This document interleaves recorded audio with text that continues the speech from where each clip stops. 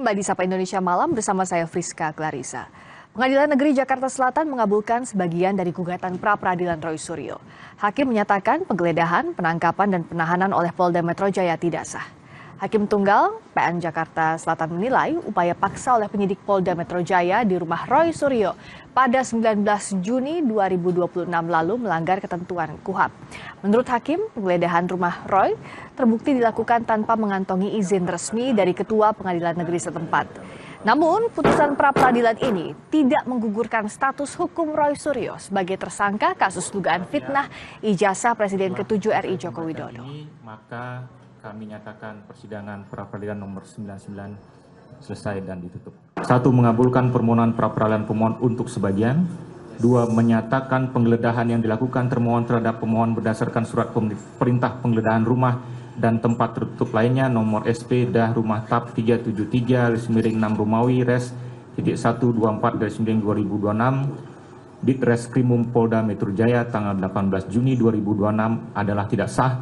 3. Menyatakan penangkapan yang dilakukan oleh termohon terhadap pemohon berdasarkan surat perintah penangkapan nomor SP Kap 7036 Res 1.14/2026 Ditreskrimum Polda Metro Jaya tanggal 19 Juni 2026 adalah tidak sah. 4. Menyatakan penahanan terhadap pemohon berdasarkan surat perintah penahanan nomor SP Han 458 6 Romawi Res 1.14/2026 Ditreskrimum Polda Metro Jaya tanggal 19 Juni 2026 adalah tidak sah. Merespons putusan ini, Roy Suryo menyatakan apresiasinya terhadap objektivitas hakim. Sementara itu, Roy akan tetap bersiap menghadapi sidang pra-peradilan kedua yang dijadwalkan bergulir pada Jumat nanti, khusus untuk menguji keabsahan penetapan status tersangka dalam jeratan Undang-Undang ITE. Pra-peradilan kedua ini tetap dilakukan karena putusan pra-peradilan pertama hanya membatalkan terkait penangkapan, penahanan, dan penggeledahan, tetapi belum menggugurkan status hukumnya sebagai tersangka. Kita akan tetap memperjuangkan nanti ketika hari Jumat itu akan ada pra-peradilan yang kedua. Pra-peradilan kedua itu ada hari Jumat dan itu apa isinya nanti akan disampaikan. Dan saya juga ingin sampaikan, hari ini kita menyelesaikan pra-peradilan di Jakarta Selatan. Kita juga akan mengikuti nanti perkara pokok itu di Jakarta Timur. Tapi kemarin kita mengajukan gugatan ya PMH itu apa sih? Perbuatan melawan hukum di Jakarta Utara. Presiden ke-7 Republik Indonesia Joko Widodo kembali menegaskan siap hadir ke persidangan Roy Suryo. Jokowi memastikan akan membawa seluruh ijazah pendidikannya. Selasa siang, Jokowi bilang akan hadir di persidangan jika sudah ada panggilan dari majelis hakim. Jokowi juga kembali menyatakan tetap menghormati proses hukum Roy Suryo dan Dr. Tifa untuk kasus dugaan pencemaran nama baik terkait ijazahnya. Kalau saya diundang oleh Yang Mulia Majelis Hakim untuk hadir di forum persidangan, ya saya akan hadir. Dan sesuai yang saya sampaikan yang lalu, saya akan membawa dan menunjukkan ijazah dari SD, SMP, SMA, dan S1 yang saya miliki. Baik untuk persidangan Roy Suryo dan Tifa ya Pak? Ya mestinya seperti itu. Kita bahas kelanjutan pra-peradilan Roy Suryo selanjutnya bersama simpatisan Roy Suryo, Michael Sinaga, dan juga kita akan membahas bagaimana sikap Presiden Joko Widodo untuk mengantisipasi Presiden ke-7 RI Joko Widodo untuk mengantisipasi putusan hakim nanti bersama pengacara Jokowi Yakub Hasibuan. Selamat malam, Bung Yakub, juga Bung Michael. Malam. Kita ketemu lagi, saya ke Bung Michael dulu. Meskipun putusan pra-peradilan ini kan tidak mengubah status tersangka, karena itu beda lagi di pra-peradilan kedua. Tapi apa maknanya untuk kubu Roy Suryo? Ya.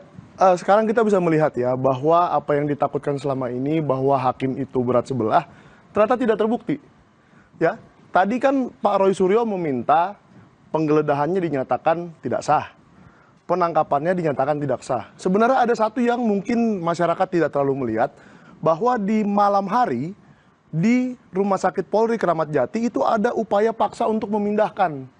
Untung nggak jadi, karena saya dan beberapa teman-teman langsung meluncur ke rumah sakit dan membatalkan keinginan Polri untuk melakukan itu. Kalau tidak, kalau tadinya itu jadi dilakukan, mungkin itu masuk juga.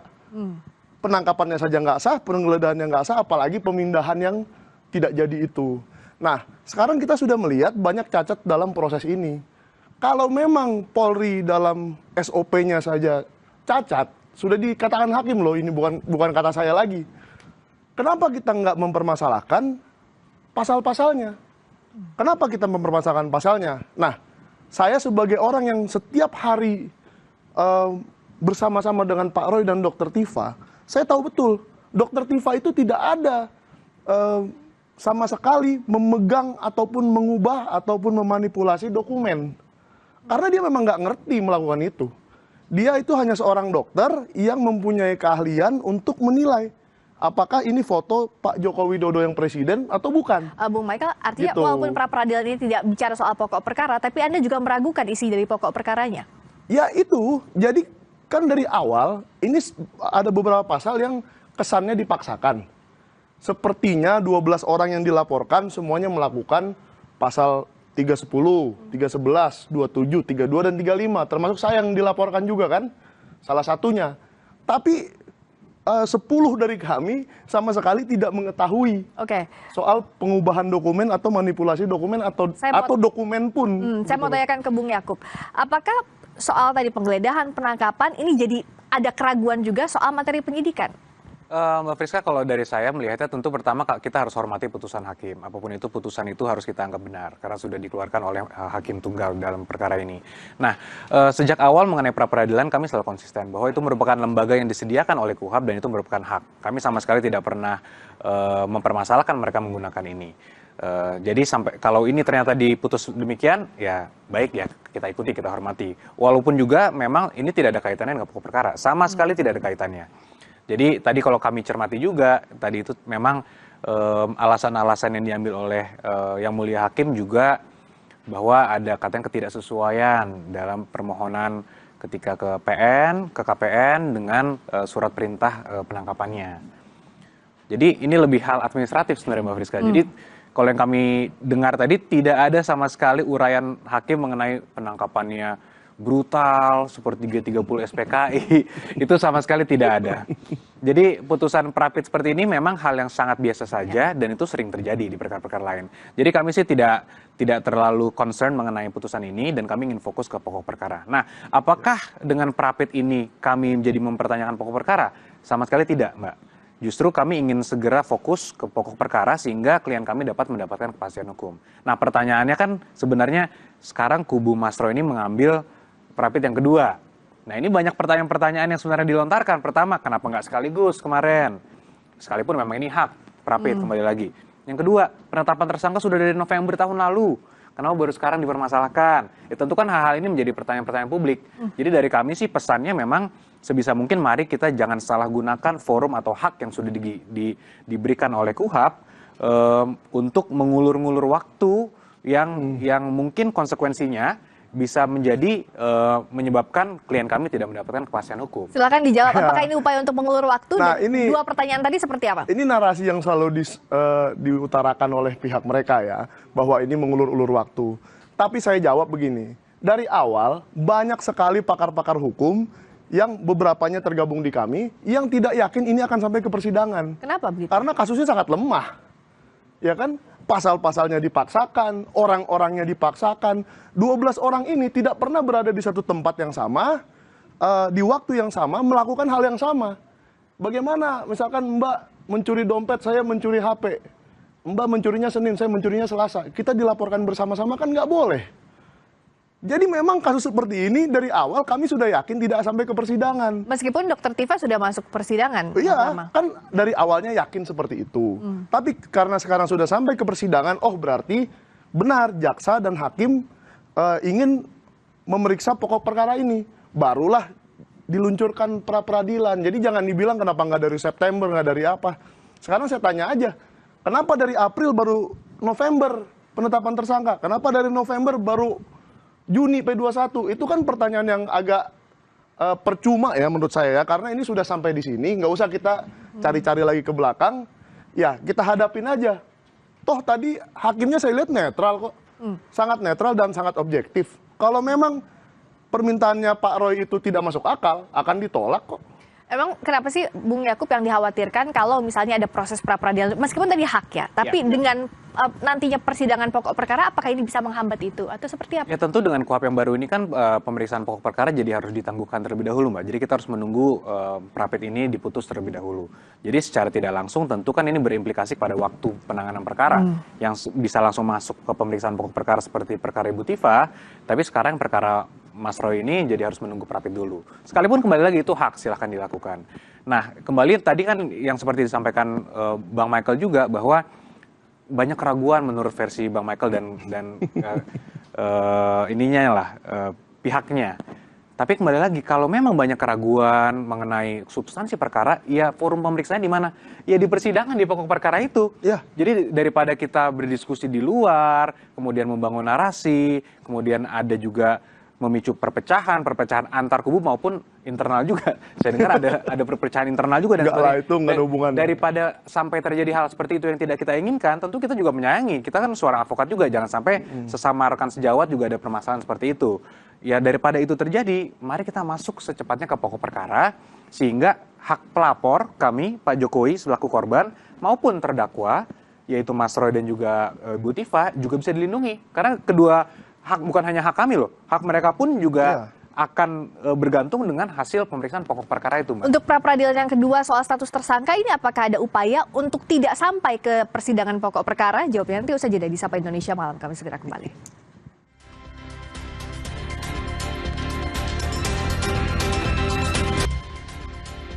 Kita masih membahas kelanjutan pra-peradilan Roy Suryo bersama simpatisan Roy Suryo, Michael Sinaga, dan juga pengacara Jokowi, Yakub Hasibuan. Saya masih membahas lagi tadi, soal, kan nanti Jumat itu soal pra-peradilan status tersangka. Apakah ini jadi upaya untuk menghindari pokok perkara? Bagaimana menjelaskan ini, Bang Michael? Jangan dibilang menghindari pokok perkara. Kita ini semua ingin tahu, rakyat semua ingin tahu, ijazahnya Pak Jokowi itu ada apa enggak sih? Kan selama ini nggak pernah kelihatan. Itu nanti di pokok perkara. Yang aslinya ya kan. Jadi Pak Roy dan Ibu Tifa itu komit ingin tahu soal ijazah itu gitu loh. Jadi supaya ini juga bagus untuk Pak Jokowi loh. Supaya hal ini tidak pernah lagi dibicarakan ke depannya. Stop sampai di sini saja. Kita buktikan benar atau tidak, ada apa tidak, asli atau tidak asli dan seterusnya gitu loh. Otentik atau tidak otentik. Jadi nggak ada tuh yang ingin membatalkan pokok perkaranya, nggak ada. Kalau untuk status tersangka ini apa yang mau diuji lagi dari status tersangkanya Bung Roy? Kalau yang mau diuji itu kan tadi sudah dibilang, yang ingin diuji itu pasal 32 dan 35. Mengubah, memanipulasi dan lalala. Nah ini mungkin Bang Yakub lah yang lebih hafal pasal-pasal. itu. Di Undang-Undang ITE itu. Padahal Dr. Tifa sendiri tidak pernah memegang apalagi memanipulasi dokumen. Yang dari awal, kalaupun bisa dibilang manipulasi, karena menganalisis sebuah dokumen itu Rismon Sianipar itu yang sudah dimaafkan itu. Jadi kenapa itu malah dituduhkan ke Dr. Tifa? Saya bingung. Dr. Tifa itu seorang dokter yang melihat anatomi tubuh, anatomi wajah seseorang.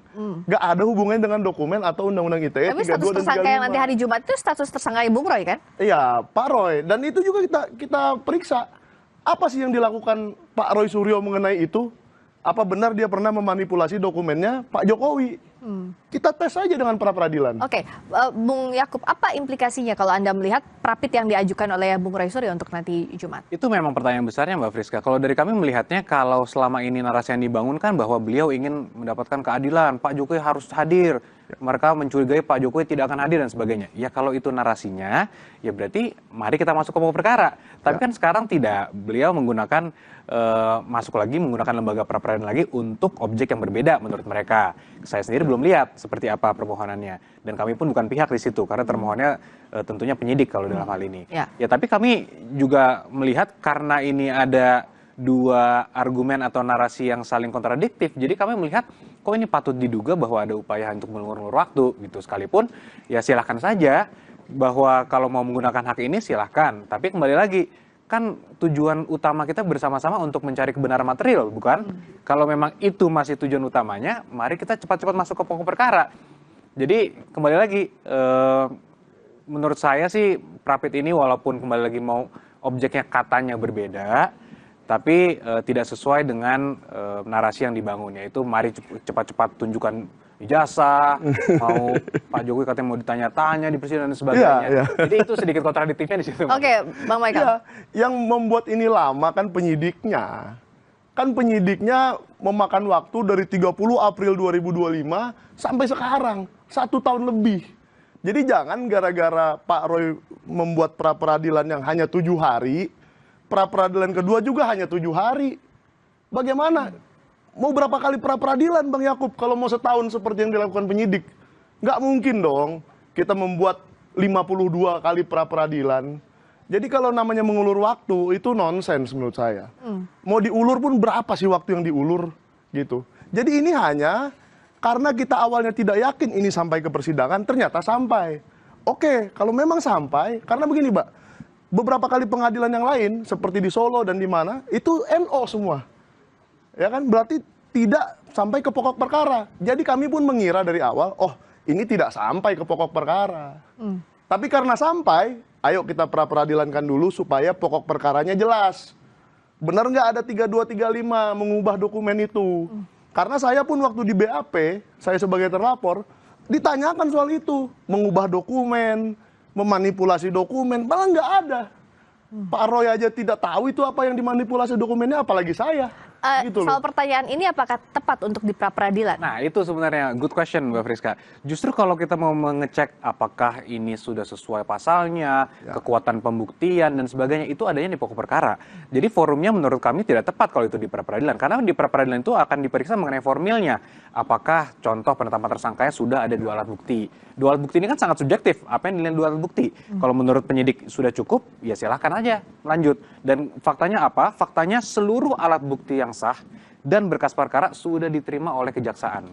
Berarti kejaksaan sudah sepakat dengan kami nih bahwa ada tindak pidana di sini, yang terdakwanya ada 2 orang ini. Mari kita sidangkan, kita cari kebenaran material, kami kita serahkan pada majelis hakim. Kan itu sebenarnya stance-nya sekarang. Tapi kalau sekarang mundur lagi mengatakan bahwa tunggu dulu, kita cek dulu kekuatan alat bukti ini di pra-peradilan loh. Kok jadi salah kamar? Oh, bukan alat buktinya, Jadi pasalnya kalau Bang. kekuatan pembuktian ini dan persesuaian pasal itu adanya di pokok perkara, Mbak.